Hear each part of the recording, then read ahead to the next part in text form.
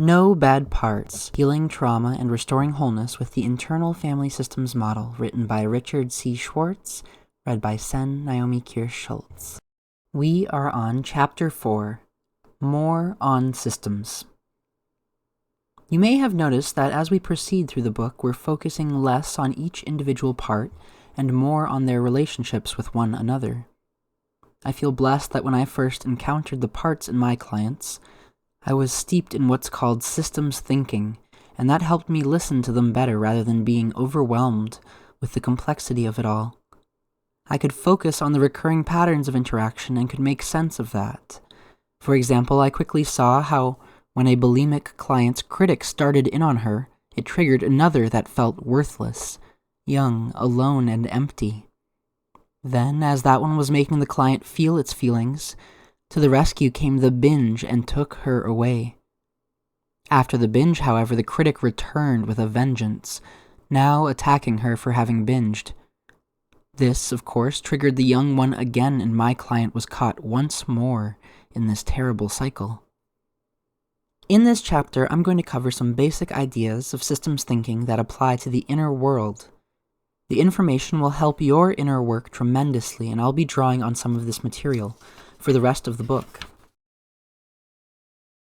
The growth of systems thinking. Systems thinking was originally developed by biologists in Europe in the 1920s who found that the method of studying cell biology by learning the laws of physics for each cell, that is, by using the traditional mechanistic reductionistic approach, was inadequate for understanding how cells relate to each other to form living organisms. They found that the behavior of the whole system couldn't be understood from the study of each part in isolation, i.e., outside of the context of the whole system. Hence, the famous saying that the whole is greater than the sum of the parts. The systems view rapidly spread to other fields and spawned the science of ecology, which studies animal and plant communities, and cybernetics, which introduced concepts like feedback loops, self-regulation, and homeostasis. This shift from studying the makeup of objects in isolation to focusing on how the objects are embedded in networks or patterns that can be mapped does not come easily to us, because we've been raised in a more mechanistic and reductionistic paradigm. The drawing I had you create in the Mapping Your Parts exercise is one such way to map out a system. When I first encountered systems thinking in 1976, I was thrilled to find an alternative approach to life that answered many of the questions I had about the failings I was recognizing in psychiatry. Reading Gregory Bateson and other systems theorists produced an epiphany that led me to become a family therapist and later to develop IFS. The big insight was that giving a troubled person a psychiatric diagnosis and seeing that as the sole or main cause of their symptoms was unnecessarily limiting, pathologizing, and could become self-reinforcing. When you tell a person they are sick and ignore the larger context in which their symptoms make sense, not only do you miss leverage points which could lead to transformation, but you also produce a passive patient who feels defective. Fortunately, more people in the field are beginning to view psychiatric diagnosis as unhelpful and unscientific. Context is everything. Systems thinking focuses on the ways members of a system relate to one another.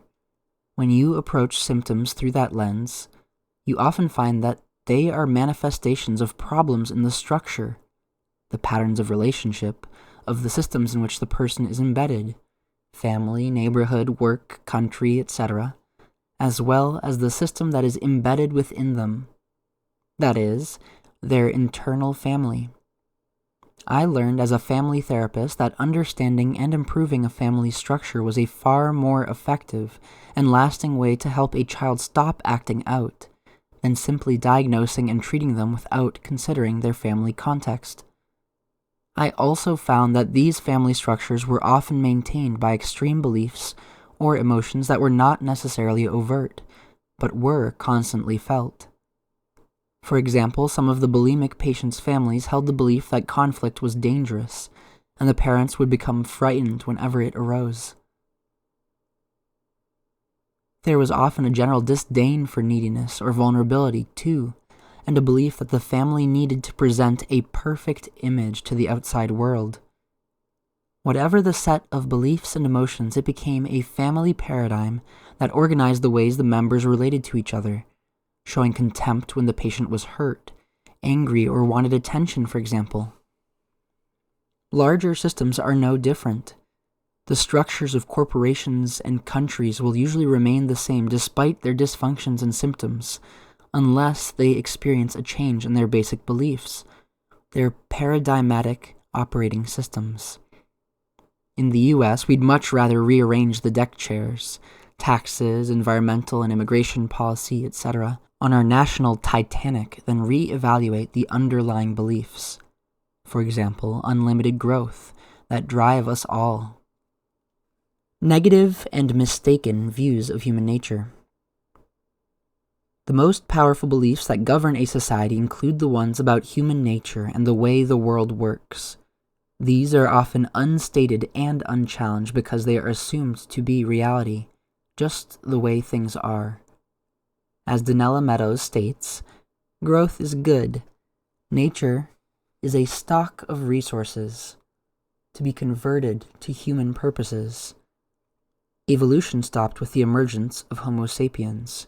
One can own land.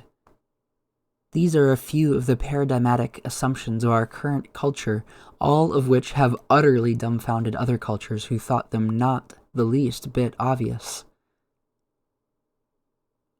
Most of a society's rules and goals trickle down from its assumptions about whether people are basically good or evil, competitive or collaborative, trustworthy or selfish, isolated or interconnected, hopeless or redeemable, inferior or superior. All of these views affect a given society's members. You're probably familiar with the placebo effect, but the opposite, called the nocebo effect, is equally real and powerful. For example, if you believe a sugar pill will make you sick, you will probably get sick. Applied to human relations, there is ample evidence that our negative expectations of others have a strong negative impact on their behavior or performance. This can easily initiate vicious reinforcing feedback loops in which negative expectations become self-fulfilling prophecies that further reinforce the negative views, and so on. This is one reason why racism is so pernicious.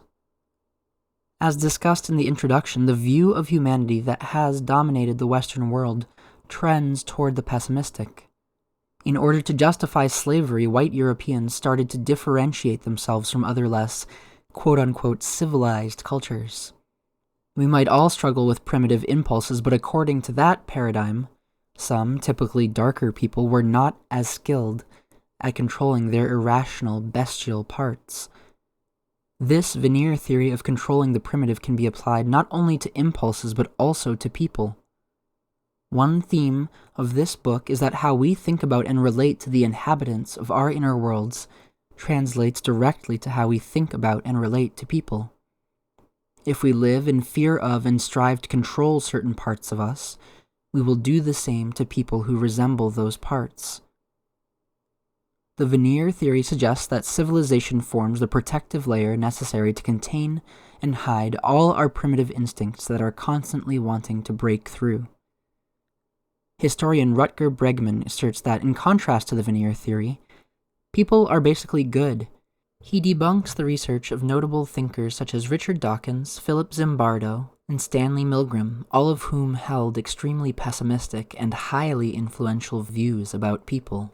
When Bregman took a second look at the methods and data from their famous studies, he found enough rampant distortion and falsification to discredit them outright. Bregman's argument is that we have organized all of our institutions based on this selfish view of people, and that if we realized that wasn't true, everything would change. Once we shift paradigms to the knowledge that, at their essence, everyone is decent and kind, we can reorganize our economic systems, schools, and prisons. He offers many examples of successful institutions and programs that are based on the positive view of human nature. The prison system in Norway, for example, that has the lowest recidivism rate in the world. In contrast to American prisons, the guards in Norway are taught to make friends with the inmates and help prepare them for normal life. Meanwhile, the number of people incarcerated in the U.S. has grown over 500% since 1972, to the point where the U.S. jails almost a quarter of the world's prisoners. Speaking of racism, nearly 60% of these prisoners are Black or Latinx. Clearly, our veneer-based approach of control and contain isn't working. What if it was true that there are no bad parts, only burdened ones, frozen in the past that needed to be unburdened rather than punished? What if, at their essence, everyone was a self that could be accessed quickly? How would the world be different? Why the negative view doesn't work. Going to war against, coercing, harshly punishing, or shaming, for example, any social problem sets in motion reinforcing feedback loops that have the potential to destroy the system because they escalate over time and drain the system's resources. This is true in the inner world as well. Going to war against protector parts only makes them stronger. Listening to them and loving them, however, helps them heal and transform. The challenge here is that we are dominated, individually and collectively, by hardline punitive parts who believe that people and their parts are basically bad and need to be warred against. If you believe that within you are dangerous, bestial, or sinful impulses that need to be constantly monitored, controlled, and, if necessary, battled against, the veneer theory adopted for the inside world, then it makes sense that you would see other people that way, and your approach to social problems will invariably involve controlling tactics and war. Time and time again, we've seen how leaders of one country demonize the people in another land to justify going to war against them. As Charles Eisenstein puts it, there are so many fights, crusades, campaigns, so many calls to overcome the enemy by force. Thus, it is that the inner devastation of the Western psyche matches exactly the outer devastation it has wreaked upon the planet. I developed IFS while working with clients suffering from eating disorders, where the most common approach to treating these people remains focused on, quote-unquote, defeating their disorder, with expected results. Our cultural war on drugs, as well, has been an unmitigated disaster with massive unintended consequences throughout the world. We need a new approach based on no longer trying to kill the messenger, and instead listening to the message. No longer going to war against nature or human nature. This view that people have a sinful, aggressive, selfish, impulsive nature that must be controlled by their rational minds, or by help from God, also leads to a profound sense of disconnection from other people and disdain for oneself. If everyone is out for themselves, then you should be too. You have to protect yourself. You shouldn't be too open and naive. You need to watch your back. The problem here is that this approach doesn't work. It only leaves you feeling lonely, ashamed, and afraid. Feelings you think you have to hide for fear of being rejected. When you believe you are a separate, selfish, and sinful soul among other wretches like yourself, it's hard to not feel lonely, even when with people. When you're alone with your pathetic self, you feel even more rejected and worthless, and consequently are likely to withdraw even more. What if, instead, you knew that your loneliness was held by another part of you? What if you identified with yourself rather than your exiles? And what if you saw the self in everyone around you? Feedback loops. I spoke about legacy burdens in Chapter 1.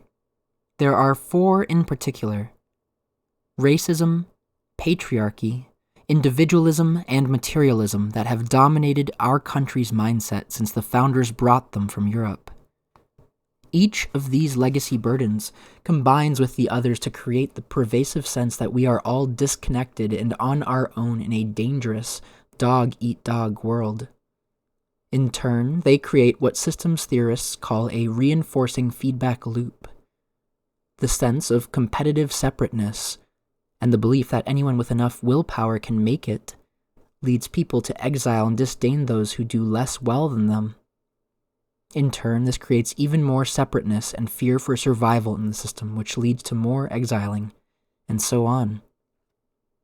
One reinforcing feedback loop that is common in all kinds of systems is called success for the successful. As applied to our country's division of wealth, we find that those with more privilege, accumulated capital, inside information, and special access and influence are able to create more privilege, capital, access, and information. On the other hand, those without those advantages become exiled, and as such, they and their children get worse educations, have trouble getting loans with reasonable interest rates, are subject to redlining practices, and are discriminated against because of race or class. Furthermore, their voices are rarely heard by politicians, who are typically more concerned with the influential members of society, i.e., the wealthy. Unfortunately, as Meadows warns, quote, "A system with an unchecked reinforcing feedback loop ultimately will destroy itself," unquote. However, there is another important kind of feedback loop in all living systems that is necessary for their survival. Organisms need to maintain homeostasis, steady state, in various vital processes. For humans, these include body temperature, blood sugar, oxygen levels, blood pressure, etc. When any of these variables goes outside of a healthy range, receptors are triggered, setting in motion a feedback process which brings the variable back within it. In contrast to reinforcing feedback loops which result in escalations of a variable, those that restore homeostasis are called stabilizing or balancing feedback loops. For example, if your blood sugar level gets too high, your pancreas is notified to produce more insulin until your sugar level returns to the healthy range.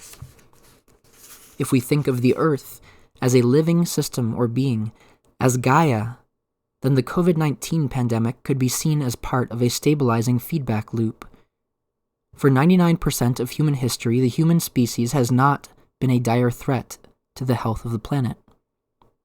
Starting with the Industrial Revolution, the world's human population and its ability to exploit the planet's resources has exploded in the last 2 centuries. Since the late 1880s, we've been riding on different runaway reinforcing feedback loops, and because they've improved the lives of most people in tangible ways, we've become convinced of the myth of the march of progress. Unfortunately, the march hasn't been so progressive for the rest of the planet. Through our extractive, exiling, and disconnecting attitudes and behaviors, we've lost our ability to feel the earth viscerally. Our receptors are numbed to the feedback the earth has been offering us for decades, telling us time and again that she isn't happy or healthy. It's not that she hasn't informed us, there have been plenty of signs.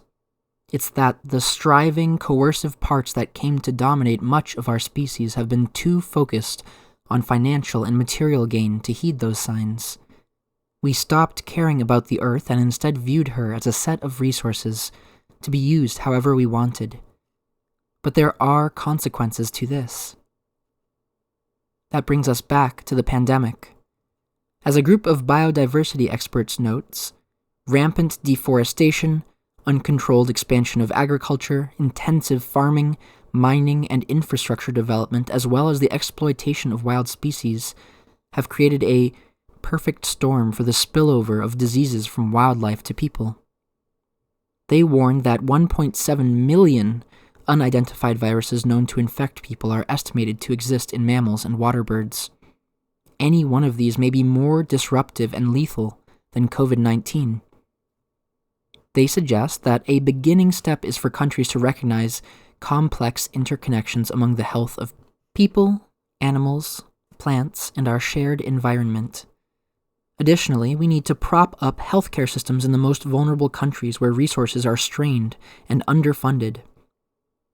In other words, they are asking leaders of countries to become systems thinkers. Maybe climate crises and viruses are built-in stabilizing feedback mechanisms that kick in whenever our species exceeds the planet's homeostatic range. This speculation may come across as cold-blooded, and I certainly don't want to diminish the unbelievable amount of suffering and death the pandemic has caused throughout the world to date. My primary intention here is to make a plea for us to quickly learn the lessons of this crisis so we can end it as quickly as possible and avoid worse disasters in the future. If our species can finally get the message and shift our values and priorities, maybe we can avoid worse stabilizing feedback from Mother Earth. Maybe we can start listening to and respecting her again. But we can't do that without a dramatic paradigm shift. Our fate isn't in our own hands. It's in our minds. Everything is connected. As Eisenstein urges, we must discard the story of separation and adopt the story of interbeing. We need systems-thinking leaders who can remind everyone that we are all in this together. I often ask clients to have their polarized parts come together to talk directly to one another. The first question I have the client ask each part is whether they have anything in common. Each part is often shocked to learn that they share the desire to keep the person safe, but their ideas about how to do that are totally different. With the realization that they are interconnected, they become committed to working together better for the well-being of the larger system, the client, they both inhabit. Likewise, helping people in families, companies, countries, internationally, realize their connectedness brings forth the self at each of those levels, and the self always brings healing. Meadows reminds us of how we are all interconnected.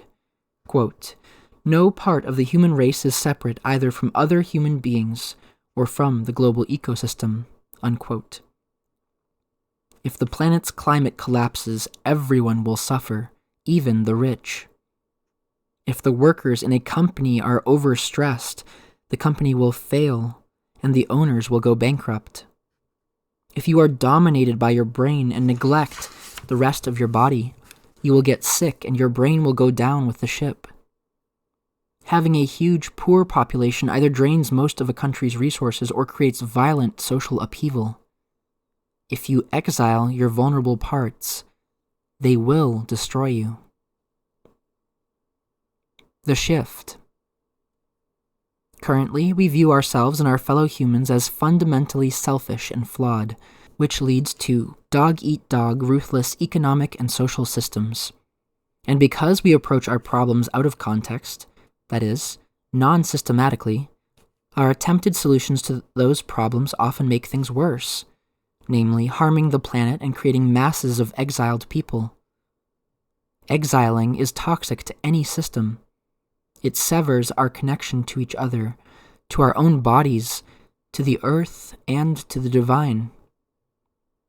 Our inner world is also polluted by this paradigm.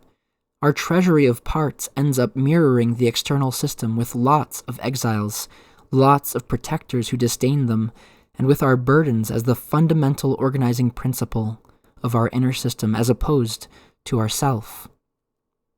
Clearly, this way of being with ourselves and the world is not sustainable. Here's the alternative paradigm that I'm proposing. Within each of us is a wise, compassionate essence of goodness that knows how to relate harmoniously. In addition, we are not one messed up mind, but an internal system of parts. Sure, these parts can sometimes be disruptive or harmful, but once they're unburdened, they return to their essential goodness. And because this is true, each of us has a clear path in front of us to access and lead our lives, inner and outer, from that essence. In doing so, we realize the basic truth of interconnectedness on all levels, and the natural result of that realization is compassion and courageous action. I know it sounds like a lot, but making this paradigm shift doesn't actually require huge sacrifices or suffering. It can be painful to retrieve parts of yourself that you left in the dust, but the effort is more than worth it. Here's just a taste of what you have to gain: more love for yourself and others, more access to your inner joy and delight, as well as to your rich sadness and grief, and more meaningful habits and activities with a sense of fulfilling vision. Exercise. Daily IFS Meditation. Here's a meditation that I and other IFS practitioners use to foster this paradigm shift within us. I encourage you to practice some version of it on your own every day. Start by taking a second to get comfortable. If it helps you to go inside to take some deep breaths, go ahead and do that. If you've tried out the exercises earlier in the book, hopefully by now you're getting to know a handful of your parts. I'm going to invite you to focus on the ones that you're getting to know first. And the goal of focusing on them is really just to follow up and see how they're doing now and if there's anything they need, if there's more they want you to know. This is all in service of building an ongoing relationship with your parts so they feel more connected to you, less isolated and alone. At some point, remind them that you're there with them, that you care about them, and tell them a little more about who you are, because even as you work with parts, they often forget these things until they've been unburdened. And it never hurts to just remind them that they're not alone anymore and that you're not a young child anymore, and that you can care for them in a way that they need. The goal is to take your parts as seriously as you take your literal children, if you have children. The good news is that your parts don't need nearly as much maintenance or nurturance as literal children do. They often just need to know about this connection you're building, just be reminded of it. Then, at some point you can expand your purview and invite any other parts that need attention to come to you. On different days, different parts will show up. Just get to know them and what they need from you, and also let them know who you are and that they are not alone anymore. And then this next piece is optional in each meditation. If you'd like to, you can revisit each of these parts, inviting them to relax inside in open space just for a few minutes, and ask them to trust that it's safe to let you more into your body. Their energy tends to make it harder for you to be embodied when they're triggered. And if they're willing to let you in more, you'll notice a shift each time they relax. You'll feel more space inside your mind and body. Remind them that it's just for a few minutes, that it's just an experiment to see what happens if they let you be there more. They don't have to if they don't want to, in which case you can just continue to get to know them. But if they are willing, notice the qualities of this increase in spaciousness and embodiment. Notice what it feels like to be more in your body with a lot of space. You might notice a shift in your breathing or your ability to be present. You might feel your muscles relax and a sense of well-being, like everything is okay. And as I said before, you might also notice a kind of energy running through your body, making your extremities tremble a little bit or tingle. I'm very auditory, so I can also notice a shift in my tone of voice while I'm in this state. I also enjoy the peace that comes with the lack of a pressing agenda. If your parts are having a lot of trouble relaxing, it just means that they need more of that kind of attention at some point. So let them know you get it, that there's no pressure for them to do anything. When the time feels right, you can begin to shift your focus back out here. Thank your parts for whatever they let you know, and remind them you're going to do this practice more in the future. Take some deep breaths, if that helps you come out. As I go through my day, I often pause and notice how much I'm in this state. When I'm not, it means there's some part that's taken over or is at least more active, and I can quickly find that part and remind it that it's safe to trust me, that it can relax a little bit and open more space. It's taken a while, but almost in every situation now, my parts do that pretty readily, and I can feel the energy again and the spaciousness, and I can relate to people from that place. This becomes a daily practice. In addition to noticing the parts and helping them trust that it's safe to open space, it's usually necessary to actively work with them and do some healing, because as long as your system is vulnerable, it'll be hard for them to trust you.